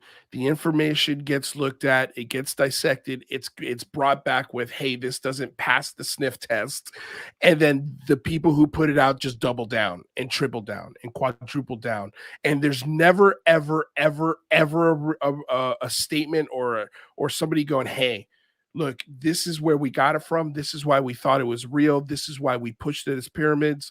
But as time has gone on, and due to the great work of the internet, you guys have made us aware. Okay, this has been debunked, and now we know what this is. Now we know if we see this again, not to fall for it, or at least now we have an example that we could, there's so many good things that come out of saying, hey, we messed this up. We could use this as an example to move forward and demand better, get better stuff. Because if we're holding these pyramids as the end all be all best thing we got, I'm sorry, it's not even close. It's going to drive people away too, right? It's going to drive people away, especially when they figure out, oh wait, this is just drones. Why am I wasting my time? And boom, they're gone. It's frustrating. It's incredibly frustrating. But we haven't spoken to Travis Taylor. Did you get a chance to speak to him at SCU? No, he was there, but he was one of the more elusive. He was a rock star. Yeah, he was. It's hard to get to, I'm sure. Did he have a security team? Was Dragon there? He's standing right by Jay Stratton. They're both the same employee now, so they were kind of buddies. That's interesting. Jay Stratton is an interesting fellow. That's another gentleman I'd love to talk to. But I mean, look, I think, especially from the NASA perspective, right? We listened to that NASA presentation and we walked away, we going, okay, wow, these are three very serious scientists, right? And then we've got Avi Loeb, and then we've got Bill Nelson, who's really, I think, been a champion for the effort within NASA and within Congress as well. And if we get one Travis Taylor in there, I'm good with that. Like, I'm okay with that. I'm totally okay with that. Like, I think there should be somebody in there who really challenges everybody else, even if they're wrong. Even if they're wrong. And that's that's the one thing I pulled away from that Ariel School documentary is, John Mack has the right to be wrong.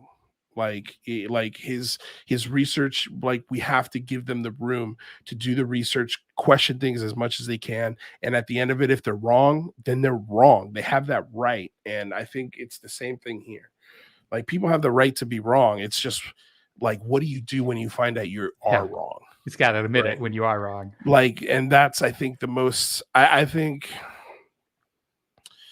that's the best thing that these big time sort of channels and folks, I think they should really consider that position of correction. Like, when we find things out, we should be able to correct it. Like, we should be able to correct Bob Lazar. Like, we should be able to point at the things in that story that are just straight up don't add up. Don't add up, and also just paint a picture of a person that is very deceitful. Very deceitful. Like, we should be able to call out these pyramid videos. We should be able to question when portals and dino beavers and really wild, strange stuff is put out by, even in some cases, very credible, very honorable people. Like, we should have the right to question them at full capacity. And it's just confusing when some people put things out, we don't light the fire under them like we do with some other people. And it's really weird. It's strange. But we got some super chats that I have ignored. Want to say hello to these people. Dan James, thank you so much for the $5 donation. Seems to me like folks are missing that regardless of his position, he's answerable to someone. So at times may have to toe a company line handed to him. I think he was referring to Lue Elizondo. I mean, I agree with what you're saying. I think there is a company line. I think there was probably opinions he had at certain times, but I mean, the timing of this is off. For whatever reason, it's off. Does it matter at the end of the day? I say no. I don't think the timing is going to matter. But what do you think, rather? It's the timing of the IG leak here, or of the timing of, I guess, like not so much the IG leak, the timing of oh gosh, what was I referring to? The timing of, I don't know, I just lost my train of thought. But the things that misalign within the IG complaint, the timing of those things, like will those mistimings, those white lies, the deceitful part, whatever you want to call it, like will that matter to the overall I think that it gives fills in a lot of the cracks for people who are really down in the weeds, like we are. But right. I think that it's not really going to make a impact at all for the broader Elizondo story. Yeah, I think. Well, I guess it just depends on how history settles, right? Like, if Lue ends up being right, I think the story is going to be written however Lue wants that story to be written. If it turns out to be wrong, I think that the story will be there and the mistakes will be easily found.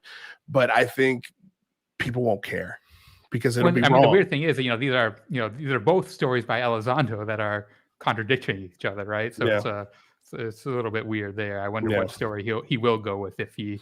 Well, that's I mean, I think if he's right, he goes with the story that he whatever it ends up being. I guess we'll have a new Rosetta Stone at that point. But I mean, the one thing that is consistent about this whole Lue Elizondo era, I guess if we want to call it, is that it has been confusing as hell.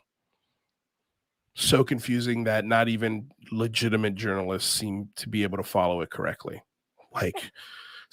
And we're having a hard time following it correctly. After reading that legitimate journalists. And after reading that 64-page report, I'm sure I would pity the person who, let's say in 50 years, when they're trying to do the history of this discussion and they get to this section, I just wonder if they're going to be like, all right, you know what? I'm just going to go with the IG version of this, or I'm going to go with this version or this interviews version. This will be the toughest part, I think, for them to get straight or get right.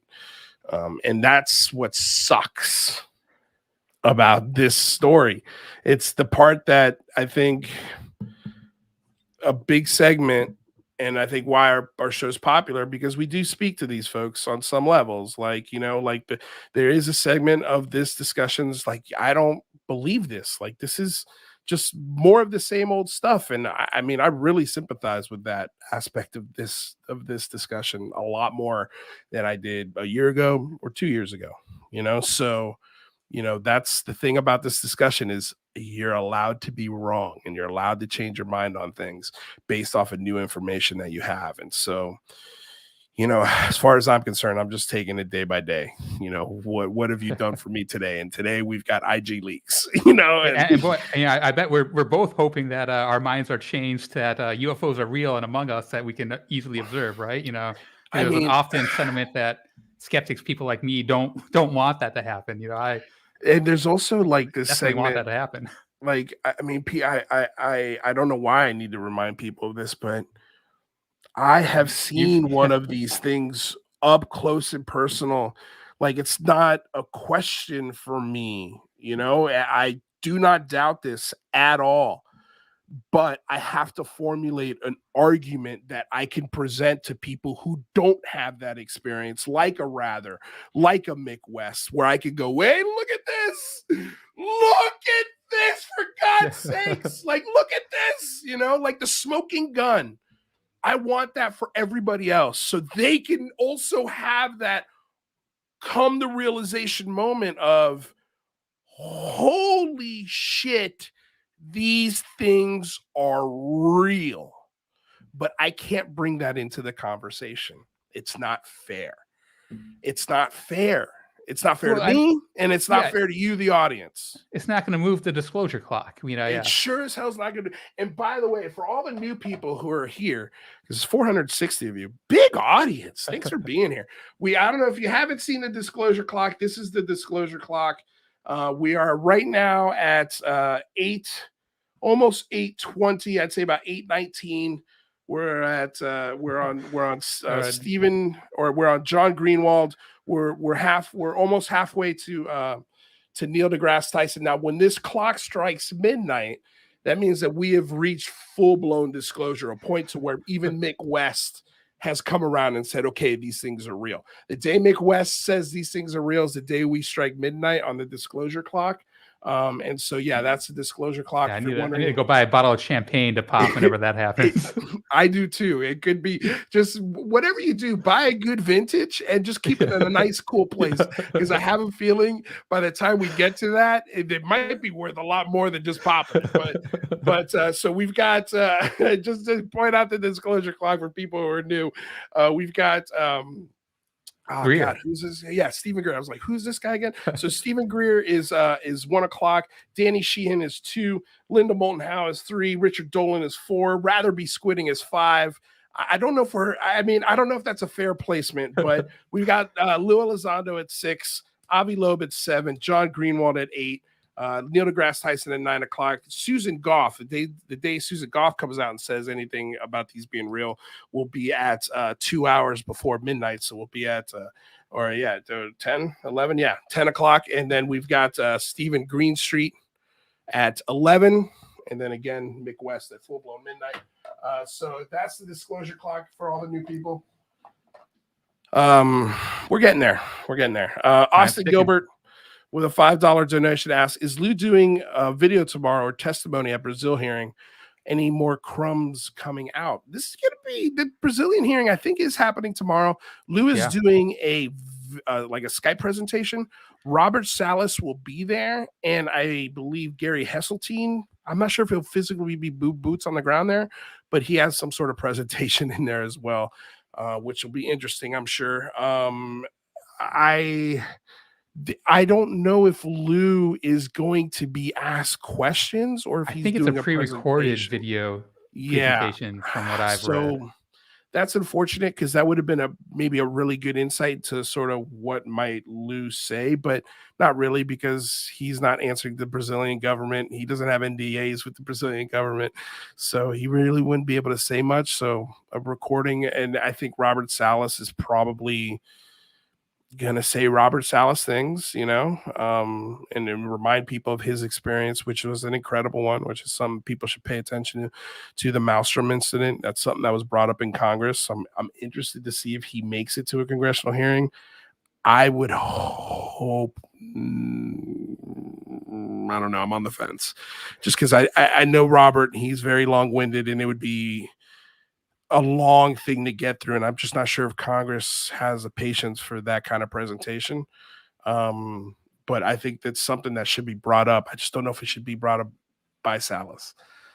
Oh God, if he ever heard me say that, I mean, he's already blocked me on Twitter. It doesn't matter. He hates me for some reason. I'm not sure. Well, his press club thing in DC, I thought was actually pretty good. He brought up really interesting witnesses, and I mean, but it was good in 2001 too when he did it with Stephen Greer. Like it's always good. It's just what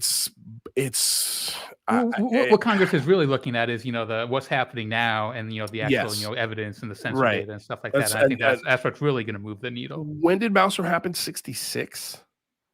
Sounds right. Yeah, I don't know. I think it was 66. It was in the late 60s. It's just, Congress. I don't think they care about that today. Anyway, I like Robert Salas, but I just don't. I don't know if a congressional hearing is appropriate. That's where I'll leave it, I guess.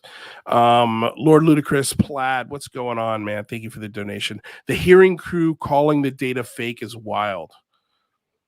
I guess he's asking, or he's saying us, the Big Phone Home crew calling the data fake is wild. Is that what he means? Or is he talking about the congressional hearing and them calling the pyramids not, drones? It's Oh, okay, yeah, he's referencing the drones. Okay, gotcha. No, I agree with that, right?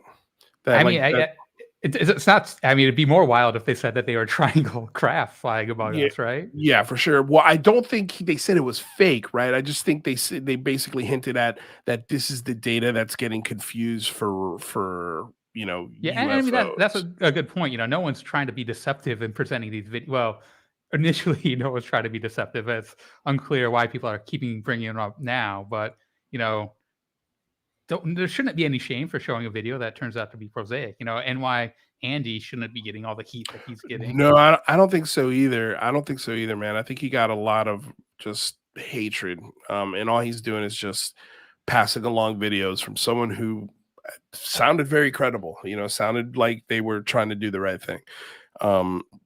And, excuse me, like we didn't hear, I'm forgetting the pilot's name, the gentleman who gave Andy that video. I think it was Tony Thompson. Sure. But anyway, like he hasn't done a video. He hasn't taken heat for releasing that and passing it along as something, unexplainable. Like, if Andy got both the DHS video and that video from the same person, if I were him, I would never ever put out another video given to me by that person ever again. Like I just can't be trusted. Or I mean, put it out without such bluster. Bluster. Yeah, I think hype, right? Is because I think people, they're always going to have a problem with how you release things. I don't have a problem with hype. I never have a problem with hype. If you think you have something cool, I just think if you're going to hype it up, though, you better preface it with, "Hey, I'm putting this out for you guys to kind of figure out.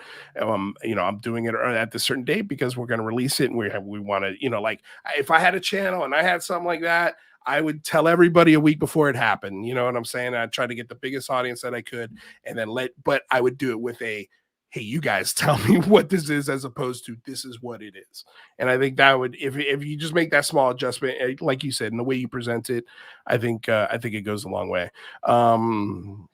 Sirwoni Tub, thank you for the $5 donation. Appreciate it. Dan James, drone is the new catch-all, the new swamp gas, so people will double down. That's an interesting comment. Yeah. I mean, yes and no, true. Right? It's true, though. It is an easy way to dismiss all UAP sightings, but yes, I think drones are much more prevalent than swamp gas, right? Yes, but I also think drones are also a very big percentage of UAP sightings. Like Yeah, genuinely, I undoubtedly. genuinely think that. Like, especially when you see them in swarms, lit up in odd shapes. Like, and they did that on season 2 of Unidentified, and the people that pulled over going, "Oh my God, it's a UFO!" You know, like, because they're doing that thing where your brain fills in the gaps of these lights, and they're just drones. You know, And so. it's interesting too, because a lot of the criticism is, oh, they're going to be so noisy, you're not going to be able to mistake them as drones. But if the wind is going just right, it You will can't take the hear sound them. away from you. And Yeah, those drones, after they get up to about 80 feet, good luck hearing them. They're actually pretty damn quiet. But here, I wanted to play this video real quick of Sean Webb, who's got his channel Mind Hacking Happiness on TikTok. He's been on the show before. Insanely smart guy. Love talking to him. And hold on, let me see if I can find this video real quick. Yes, here it is. And this is something that he noticed about the Salvatore Pais. Well, they filed the Salvatore Pais patent, or the discussion that Salvatore Pais was having with Curt Jaimungal. But let me get to that in 1 second. We got one more super chat from Blue Shift that I want to get to. Community can't even agree on UAP versus UFO, pro UAP. That's true. They really can't. That's fair, right?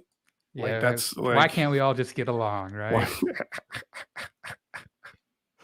Oh, rather. You are amazing. All right, so let me set up this clip, and like I said, this is a clip of Sean Webb breaking down a segment of this discussion between Curt Jaimungal and Salvatore Pais. And in this discussion, Salvatore Pais might accidentally reveal that this tech that are in these patents actually exists, or parts of them. But here, you guys take a listen, and you let me know.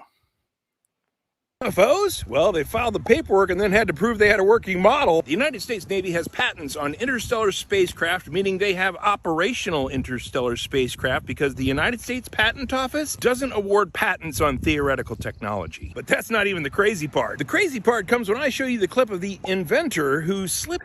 That's not even the crazy part, rather. That's not even the crazy part, okay? Did you know that about patents in the patent office? I don't think that that's actually technically true. You don't think so? There's interviews with like the patent people and kind of what went down, and I think it was not a physical, actual craft built for this. I think maybe in theory that's right, but in this specific instance, there's a lot of reporting that negates that fact. All right, well, let's see what else he's got to say. Up in an interview online, because the patent office did indeed give him a hard time for filing something that was theoretical technology. Anti-gravitation, energy levels far surpassing anything humans have built before, mass reduction of complex molecules. Yeah, U.S. Navy, U.S. Patent Office. Yeah, we're going to have to deny these patents because we don't patent theoretical technology, sorry. Yeah, United States Patent Office is the United States Navy. Yeah, those patents aren't theoretical technology. We actually have that. Yeah, I know you guys do a lot of classified stuff, but the power levels required for this are nearly impossible. Yeah, I believe your smartphone is in your front left pocket as you're walking down William Street. Is that correct? Yeah, how do you know that? Yeah, just take it out and look at the screen. How are you doing? Holy shit. Is that a Navy spacecraft? Yeah, that's one of those dicey questions that I can't quite answer directly, but I'm sure you'll agree that the technology is not theoretical, right? Okay, so we're good on our end. We'll send these over to you approved right away. And of course, I dramatized that a little bit for our vertical TV here, but that's kind of how it went down. But that's not even the most interesting part, because now there's an interview of the patent holder out on the internet. Salvatore Pais did an interview with Curt Jaimungal, who's a friggin' genius. He has a podcast called Theories of Everything. I'd love to talk to Curt about the algorithms of human emotion, by the way. Now, Sal is a super genius who worked for the United States Navy as a civilian in some very classified locations. And now he's working at some classified locations for the United States Space Force. And they went into the physics of the patent that Salvatore knows really well and Curt was able to keep up with. It is possible to generate the electromagnetic energy fluxes on the order of 10 to the 33 watts per meter square, which speaks to quantum electrodynamic vacuum breakdown. Funny thing though, Salvatore, who is an amazing dude, admitted outright that he's not a physicist, he's an engineer. I'm more of an engineer. I'd love to call myself a physicist, even though I cannot. I'm more of an a technical guy. And of course, engineers create new stuff, right? That makes sense. But engineers can also reverse engineer things that are more advanced into things that you can then replicate. In fact, that whole interview has a feeling of it being with an engineer who figured something out from looking at something a little more complex and then figuring it out. Before you call BS on that line of thought, here's Sal accidentally spilling the beans about one of the papers that he wrote actually referring to a specific ship, then catching himself and going in a different direction. Are you referring to this? That is actually no. That is actually that was done for a craft using. Yes, it was a patent attorney, a patent examiner interview. No, not that paper. That paper is connected with a different ship that we found that. Oops. Listen, watch the whole interview on YouTube. But if you think about it, it makes sense. The Navy and the Pentagon already admitted that all these videos that are out are real. Those are real and hyper-advanced craft. So in the comments, who wants a quick ride around the moon? I do. By the way, Sal, thank you for your service. And you know exactly what I'm talking about there. You have a friend in me. What do you think? What do you think of Sean Webb's breakdown of the words of Salvatore Pais? Do you think that there was a craft? I don't. I mean, maybe.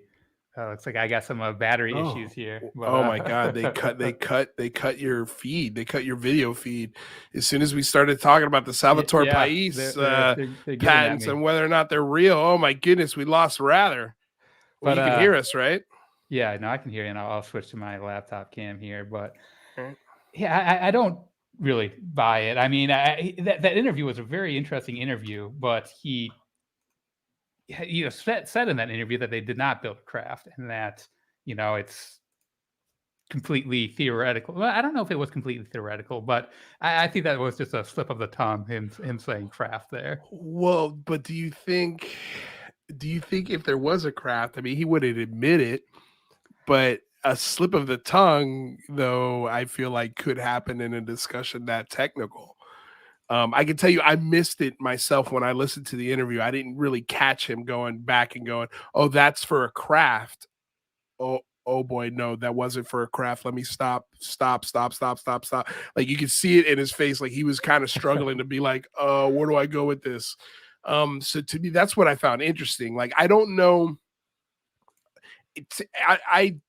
I would love to have Sean on the stream to ask him why he thinks that patents can't, like you can't submit these patents unless they're actually attainable. I kind of agree with you. I don't why.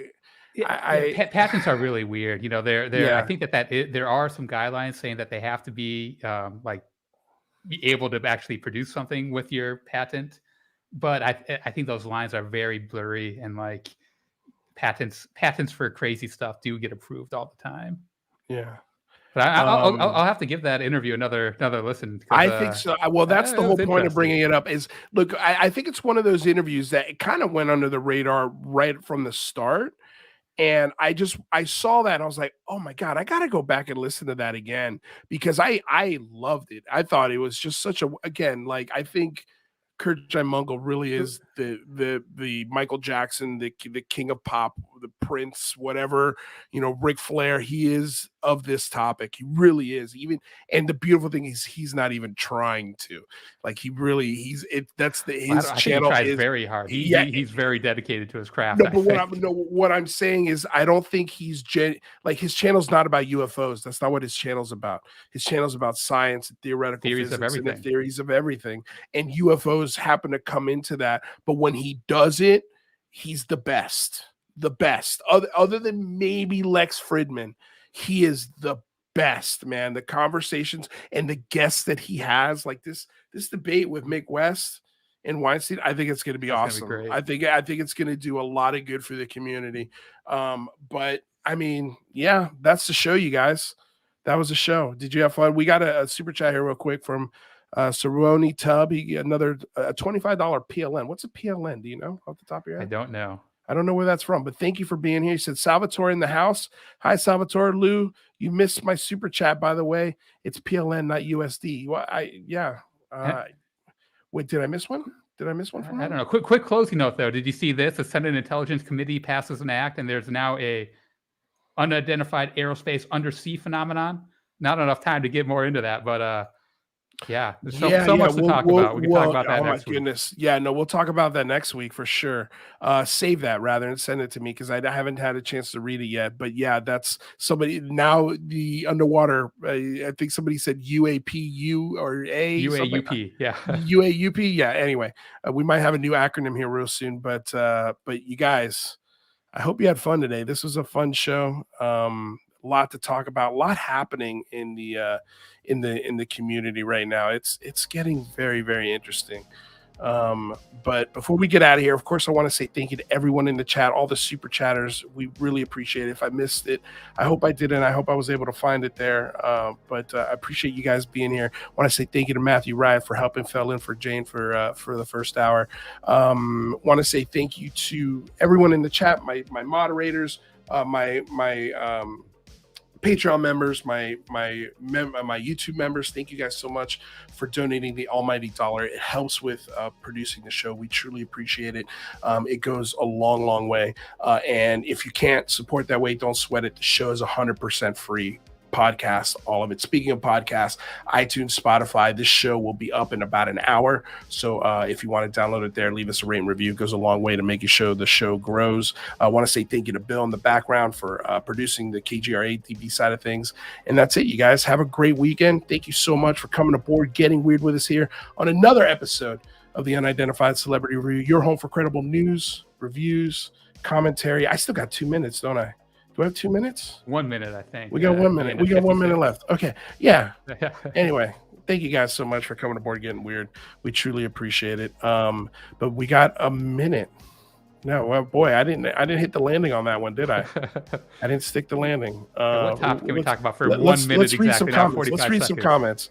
Let's read some comments. Bye, Luis Jimenez, Unidentified Celebrity Review, merch, gear, stickers, super chats, join memberships. Thank you, Renee Cruz, for that. All of those links are in the description below if you guys want to check that stuff out. Great show and conversation tonight from Lord Ludicrous. A lot of new people tonight, I think. I think we found our audience for Friday. They found us. They know we're here. So I think a lot of people are curious about that IG report. I think so, too. Michelle Purr, that dude, Rather Be Squidding, also has a very good presence. Thank you, Michelle. Rather.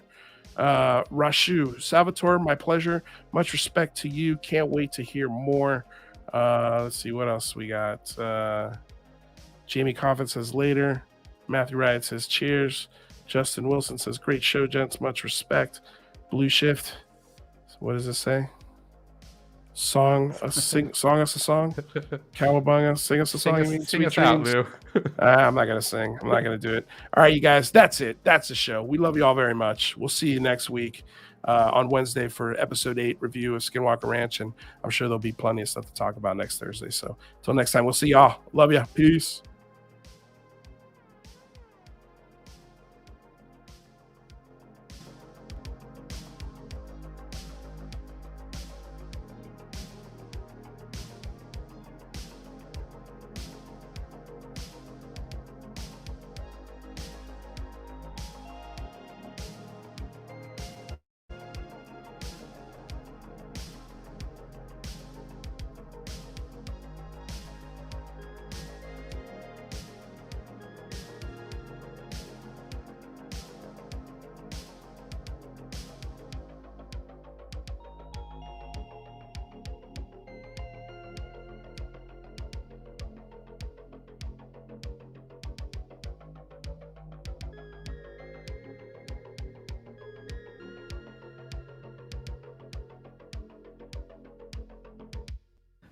I believe you're enjoying all this. Indeed, Captain. I've never seen him look so happy. Shut up. Shh. Shh. Well, what do you know? I finally got the last word. I'm going to tell y'all right now, all of these wonderful people would not be here without Patreon supporters like you. If you enjoy credible news, reviews, and commentary on UFOs and UAPs 5 days a week, you want to support this show. What's your name? Marty. Marty, look how easy this is, Marty. Pick up your phone. Boom! You're a Patreon member. I mean, look, it's so easy. You just click the link, which is right here. Just for $1 a month, you can support this show. Just fill out the information and pledge what's comfortable for you. It could be $1, $5, $10, or who knows. Just support.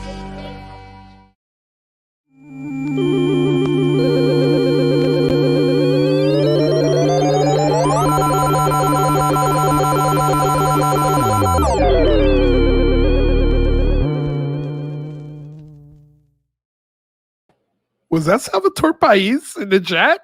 Or is that fake Salvatore Pais? Salvatore Cesar Pais? That can't be real, right? That can't be real. There's no way. Sir, if it's real, please come talk to us. I don't think it is. I think this is somebody just pulling our leg here. But if it is real, we'd love to talk to you. Reach out to me on Twitter. I'm sure you don't even have a Twitter. I don't know. Anyway, I've noticed it funny either way. All right, later.